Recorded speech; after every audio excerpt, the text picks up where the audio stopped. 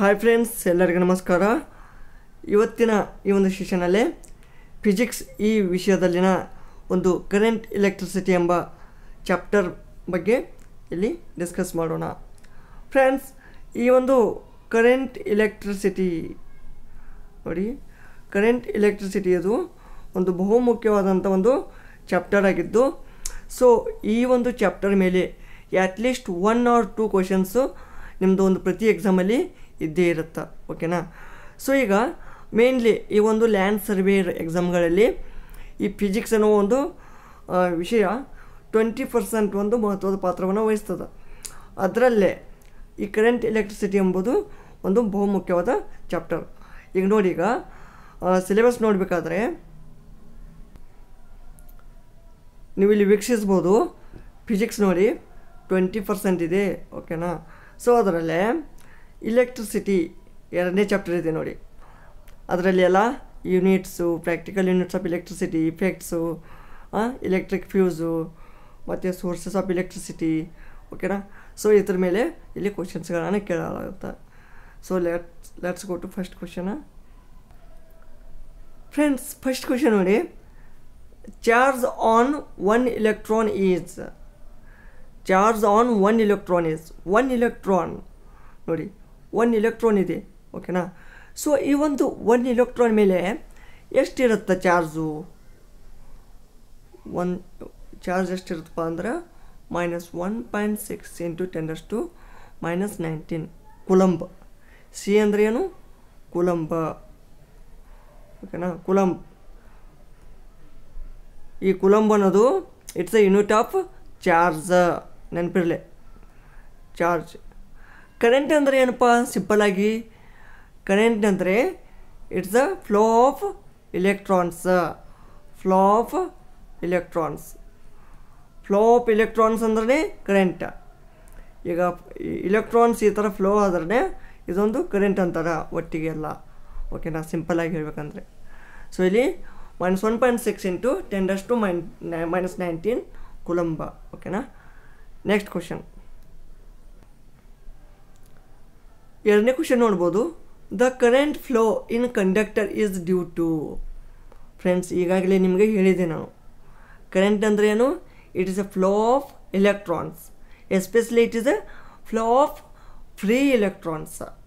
ಓಕೆನಾ? Free electrons. So current flow in conductor is due to free electrons. ಈ conductor ಅಂದರೆ ಏನಪ್ಪ? ಒಂದು ವಾಹಕ, ಒಂದು ಸ್ಟೀಲ್ ಅಥವಾ ಒಂದು ಕಬ್ಬಿಣದ ರಾಡ್ ಅಂತ ತಿಳ್ಕೊಳ್ಳಿ. ಇದರಲ್ಲಿ ಏನಪ್ಪ, ಇವು ಇಲೆಕ್ಟ್ರಾನ್ಸ್ ಏನಾಗ್ತಾವೆ? ಫ್ರೀ ಎಲೆಕ್ಟ್ರಾನ್ಸ್ ಮೂವ್ ಆಗ್ತವೆ. ಓಕೆನಾ? ಸೊ ಈ ಮೂವ್ ಆಗೋದಕ್ಕೆ ಏನದು ಕರೆಂಟ್ ಫ್ಲೋ ಆಗ್ತೈತೆ ಅಂತ ನಾವು ನಮ್ಮ ಭಾಷೆಯಲ್ಲಿ ಹೇಳ್ತೀವಿ. Next question. Unit of resistance is. Unit of resistance. Resistance is indicated by R. Okay, ಇದ್ರ ಯೂನಿಟ್ ಏನು ಅಂದರೆ ಓಮ್. ಓಕೆನಾ? ಓಮ್. ನೆಕ್ಸ್ಟ್ ಇಲ್ಲಿ ನೆಕ್ಸ್ಟ್ 4th ಕ್ವಶನ್ ನೋಡ್ಬೋದು. 2 resistors R1 and R2 are connected in parallel. ಓಕೆನಾ? ಪ್ಯಾರಲಲ್ ಅಂದರೆ ಹೆಂಗಪ್ಪ ನೋಡಿ, ಈಗ ಒಂದು ಇದು ಸರ್ಕಿಟ್ ಇದೆ. ಇದೊಂದು ರೆಸಿಸ್ಟರ್ R1, ಇದು ರೆಸಿಸ್ಟರ್ R2. ಓಕೆನಾ? ಸೊ ಇದೇನಪ್ಪ, ಈ ಥರ ಒಂದು ಕನೆಕ್ಟ್ ಆಗಿದ್ದಾವೆ. ಇದೊಂದು ಸ್ವಿಚ್ ಅಂತ ತಿಳ್ಕೊಳ್ಳಿ. ಓಕೆನಾ? ಸೊ ಈ ಥರ ಕನೆಕ್ಟ್ ಆಗಿದ್ದಾವೆ. So R1 R2 parallel. It's equivalent resistance will be. It's equivalent resistance. ಈಗ R1 R2 ಎರಡು ರೆಸಿಸ್ಟೆನ್ಸ್ ಇದ್ದಾವೆ. ಓಕೆನಾ? ರೆಸಿಸ್ಟರ್ಸ್. ಇದ್ರದ್ದು ಇಕ್ವಿವೆಲೆಂಟ್ ರೆಸಿಸ್ಟೆನ್ಸ್ ಏನು?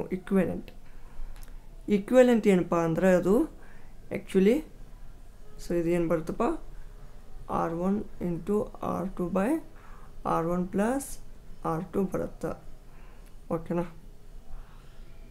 ಸೊ ಇದು ಕರೆಕ್ಟ್ ಬರುತ್ತೆ. ಇಫ್ ಇನ್ ಸಿರೀಸ್ ಅಂದಾಗ, ಸಿರೀಸ್ ಅಂದ್ರೆ ಏನಾಗುತ್ತೆ? ಈಗ ಸಿರೀಸ್ ಅಂದ್ರೆ ನೋಡಿ, R1 ಇಲ್ಲೇ R2 ಇತ್ತಂದ್ರೆ ಏನಾಗುತ್ತೆ? ಅದು ಈಕ್ವಲೆಂಟು R = R1 + R2 ಬರುತ್ತೆ. ಸೊ ಆಪ್ಷನ್ 1 ಬರುತ್ತೆ ಅಲ್ಲಿ. ಈಕ್ವಲೆಂಟ್ ಏನು? If it is in series, R1 and R2 are in series ಇದ್ದರೆ R1 + R2 ಬರುತ್ತೆ. If they are in parallel ಇದ್ರೇನು R1 into R2 by R1 plus R2. So option C is correct. Next, Ohm's law is true for Ohm's law. ಈಗಾಗಲೇ ಹೇಳಿದ್ದೀನಿ ನಾನು ನಿಮಗೆ unit of resistance is ಏನು ohm ಅಂತ ಹೇಗೆ indicate ಮಾಡ್ತೀರಿ, ಈ ಥರ ಇಂಡಿಕೇಟ್ ಮಾಡ್ತೀರಿ ಓಮ್. ಓಕೆನಾ? ಸೊ ಈಗ ಓಮ್ ಅನ್ನೋ ಒಬ್ಬ ಸೈಂಟಿಸ್ಟ್ ಇದ್ದ, ಓಕೆ, ಫಿಸಿಸಿಸ್ಟ್. ಓಕೆ, ಸೊ ಈ ಓಮ್ಸ್ ಲಾ ಹೇಳ್ತದೆ, ಈ ಓಮ್ಸ್ ಲಾ ಎದಕ್ಕೆ ಟ್ರೂ ಇದೆ ಅಂದರೆ ಇದು ಎದಕ್ಕೆ ಒಂದು ಫಾಲೋ ಆಗ್ತದಪ್ಪ ಅಂದ್ರೆ it is only for the metallic conductors. ಓಕೆನಾ? Only for metallic conductors. The value of current during short circuit. The value of current during short circuit.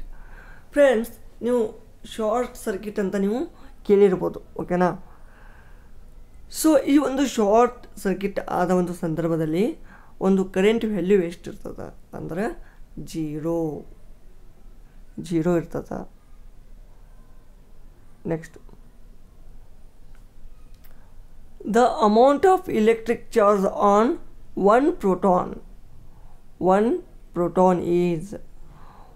Proton ಮೇಲೆ ಎಲೆಕ್ಟ್ರಿಕ್ ಚಾರ್ಜ್ ಎಷ್ಟಿರುತ್ತೆ? 1 ಪ್ರೋಟಾನ್. ಓಕೆನಾ? 1 ಪ್ರೋಟಾನ್ ಮೇಲೆ electric charge 1.6 into 10⁻⁻⁹ coulomb. So option D is correct. ಇಲ್ಲಿ next question ನೋಡಿ. The current of 1.5 ampere flows through a wire of resistance 1.5 ohm. Next ಏನು ಕೊಟ್ಟಿದ್ದಾರೆ question? The potential difference across the wire is. Potential difference across the wire. ಓಕೆನಾ? ಹೀಗೆ ಕೇಳಿದ್ದಾರೆ potential difference. ಓಕೆನಾ? So ಈಗ ಇಲ್ಲಿ ಕ್ವಶನಲ್ಲಿ ಏನಪ್ಪ, ಐ ಕೊಟ್ಟಿದ್ದಾರೆ, ಕರೆಂಟ್ ಐ 1.5 ಆಂಪಿಯರ್ ಇದೆ. ನೆಕ್ಸ್ಟು ರೆಸಿಸ್ಟೆನ್ಸ್ ಆರ್ ಇದೆ, 1.5 ಓಮ್ ಇದೆ. ನೆಕ್ಸ್ಟ್ ಹೀಗೆ ಕೇಳಿದ್ದಾರೆ. ಈಗ ಇಲ್ಲಿ ಬೈ ಓಮ್ಸ್ ಲಾ ಏನು ಹೇಳ್ತದಪ್ಪ ನೋಡ್ರಿ. Ohm's law is V = IR. ಈ ಒಂದು ನಮ್ಗೆ ಫಾರ್ಮುಲೆಯನ್ನು ಕೊಡ್ತದೆ. ಓಕೆನಾ? ಇಲ್ಲಿ ಐ ಅಂದ್ರೆ ಕರೆಂಟ್ ಕೊಟ್ಟಿದ್ದಾರೆ, ಆರ್ ರೆಸಿಸ್ಟೆನ್ಸ್ ಕೊಟ್ಟಿದ್ದಾರೆ. ಸೊ ಈಗ ಪುಟಪ್ ಮಾಡಿಯೋದು 1.5 into 1.5 ಎಷ್ಟು ಬರುತ್ತಪ್ಪ? 2.25 volt. So 2.25 volt correct answer. So option B is correct. ಓಕೆನಾ? ಸಿಂಪಲ್, ಬರೀ ಈ ಒಂದು ಫಾರ್ಮುಲೆಯಿಂದ ನೀವು ಈಸಿಯಾಗಿ ಒಂದು ಕ್ವಶನನ್ನು ಸಾಲ್ವ್ ಮಾಡಿದ್ರಿ. Next question. Next, in following which as the unit ampere second. ನೋಡಿ ಫ್ರೆಂಡ್ಸ್, ಆಂಪಿಯರ್ ಇದು ಎತ್ರದ್ದು ಕರೆಂಟು. ಓಕೆನಾ? ಇದೇನು ಟೈಮ್ದು. ಸೊ ಕರೆಂಟ್ ಇಂಟು ಟೈಮ್ ಯಾವುದು ಬರುತ್ತಪ್ಪ? Current into time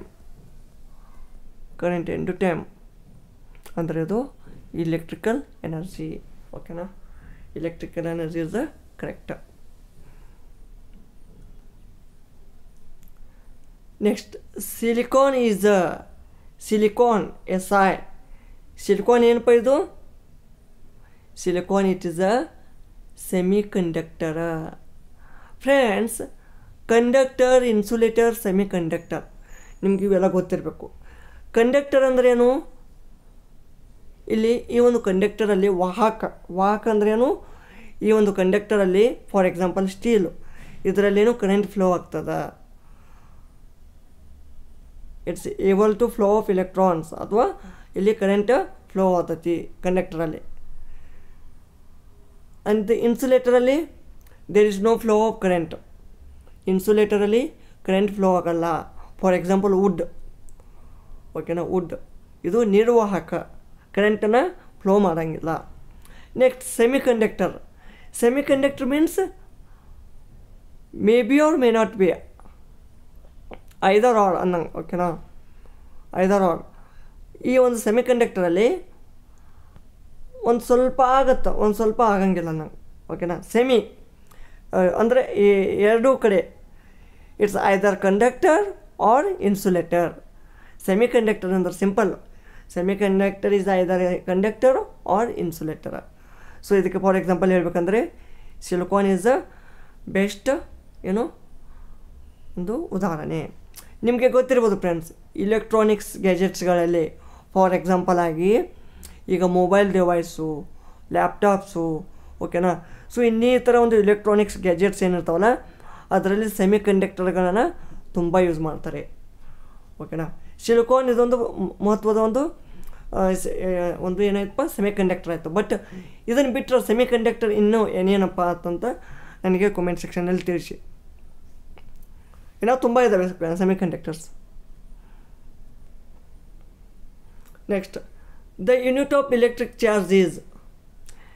electric charge, ಇಲ್ಲಿ ಎಲೆಕ್ಟ್ರಿಕ್ ಚಾರ್ಜ್ ಇದ್ರದ್ದು ಯೂನಿಟ್ ಏನಪ್ಪ ಅಂದ್ರೆ ಈಗಾಗಲೇ ಹೇಳಿದಾಗಿ ಕುಲಂಬ್ ಆರ್ ಸಿ, ಓಕೆನಾ. Electric charge. Next, the unit of electric current is. Simple, electric current unit ಏನು? ಆಂಪಿಯರ್.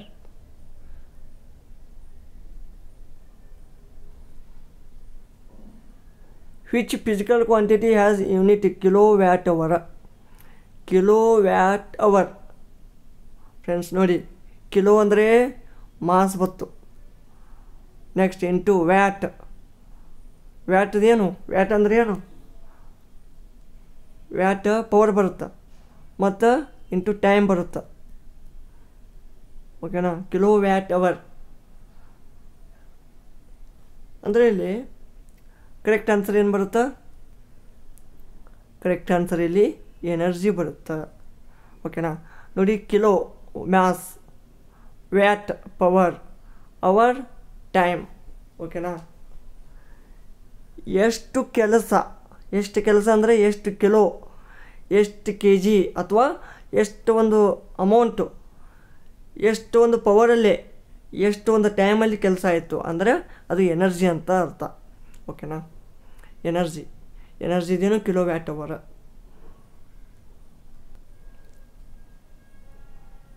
ನೆಕ್ಸ್ಟ್ ನೋಡಿ, number of Jules in 1 kilowatt hour will be. Number of Jules in 1 kilowatt hour will be. 1 kilowatt ಅವರಲ್ಲಿ ಎಷ್ಟಿರ್ತಾವ ಜೂಲ್ಸು? 1 kilowatt hour ಅಂದರೆ ಏನು?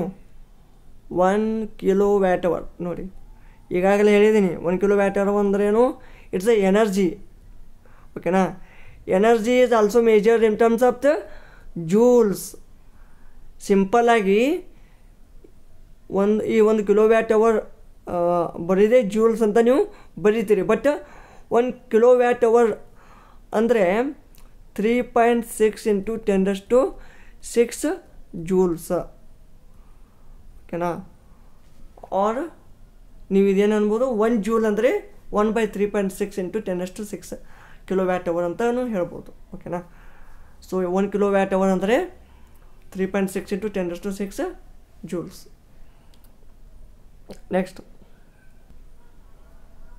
Next last question ನೋಡಿ, equivalent resistance between points A and B of the following circuit is. ಇಲ್ಲಿ ಎರಡು ಪಾಯಿಂಟ್ಸ್ಗಳನ್ನು ಕೊಟ್ಟಿದ್ದಾರೆ, A B ಅಂತ. ಇವು points electric resistance between the points. ಇಲ್ಲಿ ರೆಸಿಸ್ಟೆನ್ಸ್ ಎಷ್ಟಿದೆ? 1 ohm 1 ohm. ಇವು ಎರಡು ಏನದಪ್ಪ? ಪ್ಯಾರಲಲ್ ಅದಾವೆ. ಇವು ಎರಡು ಏನದಾವೆ? ಇದಕ್ಕೆ ಸೀರೀಸ್ನಾಗ ಅದಾವೆ, ಸೀರೀಸು ಇನ್ ಲೈನ್, ಓಕೆನಾ. ಸೊ ಈಗ ನಾವು ಇದನ್ನು ಹೇಗೆ ಫೈಂಡ್ ಔಟ್ ಮಾಡಬೇಕು? ಈಗ ನೋಡಿ, ಇಲ್ಲಿ ನಮಗೇನು ಕೇಳಿದ್ದಾರೆ? ಇಕ್ವಿವೆಲೆಂಟ್ ರೆಸಿಸ್ಟೆನ್ಸ್ ಕೇಳಿದ್ದಾರೆ. ಟೋಟಲ್ ಇದ್ರದ್ದು ನಮ್ಮದು ಇಕ್ವಿವೆಲೆಂಟ್ ರೆಸಿಸ್ಟೆನ್ಸ್ ಬೇಕು. ಈಗ ಇದು ಪ್ಯಾರಲಲ್ ಅದಾವೆ, ಸೀರೀಸು ಅದಾವೆ. ಸೊ ಈಗ ನಾವು ಏನು ಮಾಡಬೇಕು? ಫಸ್ಟ್ ಪ್ಯಾರಲಲ್ ಯಾವುದಾವು ಅದನ್ನು ಫೈಂಡ್ ಔಟ್ ಮಾಡಬೇಕು. ನೋಡಿ,